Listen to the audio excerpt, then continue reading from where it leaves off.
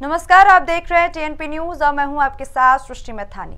आपने सदन में विपक्षी नेताओं को सरकार की नीतियों का विरोध करते हुए देखा होगा, सरकार पर तमाम आरोप लगाते हुए भी देखा होगा, लेकिन जरा सोचिए, कोई विरोधी नेता अचानक से सरकार के फैसले की सराहना करने लगे, ऐसा बहुत कम देखने को मिलता है और यही हमारे लोकतंत्र की खूबसूरती है। आज की नेगेटिव राजनीति में देखिए हमारी ये पॉजिटिव रिपोर्ट।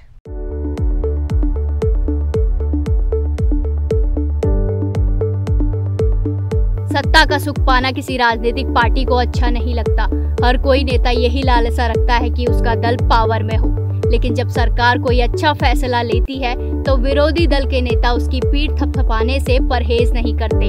साथ ही सरकार को उस योजना को प्रभावी बनाने के लिए अपने सुझाव भी देते हैं और यही भारत के लोकतंत्र की खूबसूरती भी है। बात यूं है कि केंद्र सरकार ने विदेशी यूनिवर्सिटीज को भारत में कैंपस खोलने की अनुमति दे दी और विश्वविद्यालय अनुदान आयोग यानी यूजीसी ने इसका मसौदा नियमन जारी किया है। अब समाजवादी पार्टी के राष्ट्रीय अध्यक्ष और यूपी के पूर्व मुख्यमंत्री अखिलेश यादव ने मोदी सरकार के इस फैसले की जमकर सराहना की और इसके साथ ही सरकार को एक सीख भी दी है।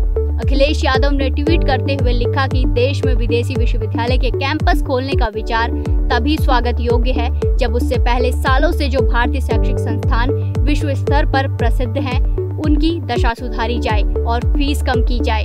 इसके साथ ही उन्होंने लिखा कि भारत के प्रतिष्ठित संस्थानों के कैंपस विदेशों में भी स्थापित हो। बता दें, विदेशी यूनिवर्सिटीज को भारत में परिसर स्थापित करने के लिए यूजीसी से मंजूरी लेनी होगी और दाखिला प्रक्रिया और फीस तय करने की यूनिवर्सिटी को छूट होगी।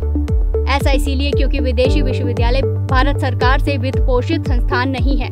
ऐसे में उनकी दाखिला प्रक्रिया शुल्क ढांचे के निर्धारण में यूजीसी की भूमिका नहीं होगी।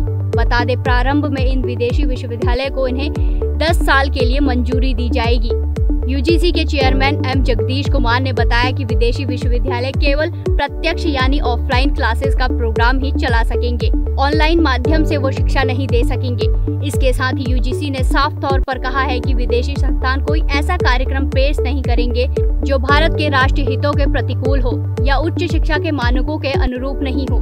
बताया जा रहा है कि यूरोप के कुछ देशों की यूनिवर्सिटीज ने भारत में परिसर स्थापित करने में रुचि दिखाई है। अब विदेशी यूनिवर्सिटीज के भारत में कैंपस खोलने के बाद भारत की उच्च शिक्षा की गुणवत्ता में सुधार तो आएगा ही, लेकिन उनकी फीस पर यूजीसी का नियंत्रण न होने से शायद उनकी शिक्षा हायर क्लास के लोगों तक ही सीमित न रह जाए।